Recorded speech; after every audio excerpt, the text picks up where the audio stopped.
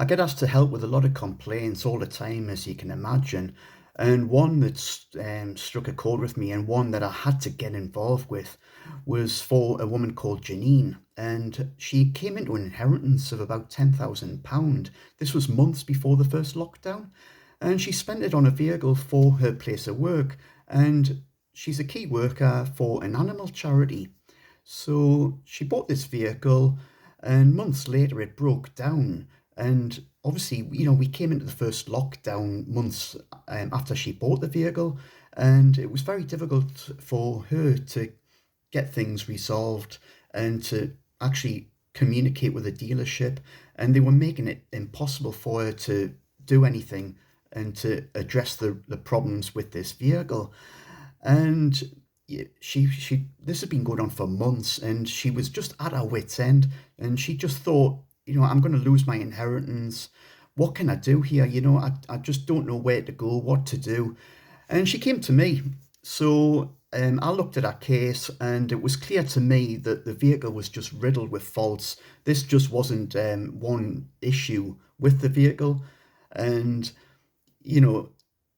obviously the Consumer Rights Act 2015 covers this clearly, and whatever you buy has to be fit for purpose, as described, satisfactory quality, and last a reasonable length of time. And you only need to give a trader one opportunity to remedy the same fault under Section 49 of the Consumer Rights Act 2015. If that fails, you're entitled to a refund or a replacement. But there was too many faults with this vehicle, and this was misrepresented to her at the point of sale. And this is covered by the Misrepresentation Act 1967. And obviously not many people know about this. And it puts a reverse burden of proof on the retailer to prove that a misrepresentation did not take place at the point of sale, and that the vehicle was, fit for purpose as described, and satisfactory quality, and would last a reasonable length of time. So I took that case on, had a look at it, and I gave her the advice that she needed just to crack it in one go. And something that had been going on for months, I got it all wrapped up from start to finish with 3 to 4 working days. And I got her a full refund of the amount that she spent and an apology from the dealership.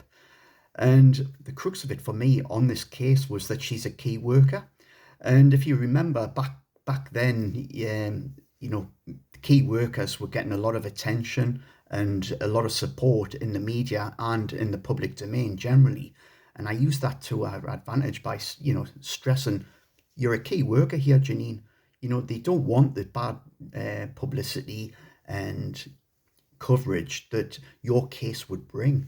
So I used that along, in line with the Consumer Rights Act 2015 and the Misrepresentation Act 1967 to just crack the complaint, get her a full refund, and get the outcome that she needed and deserved. And that's the cornerstone of what I do, raising awareness of consumer rights, because we are just ripped off and fobbed off all the time, and you don't realise it. So if you knew what I know, you would be able to do the same. And you can find out. I've just brought a 3rd edition out of my consumer book. It's available on Amazon.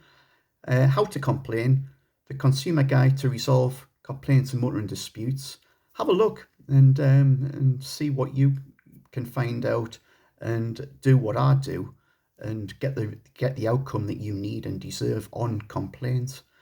If you like this video, hit the bell, subscribe to my YouTube channel, and I'll be back with some more consumer advice on the next video.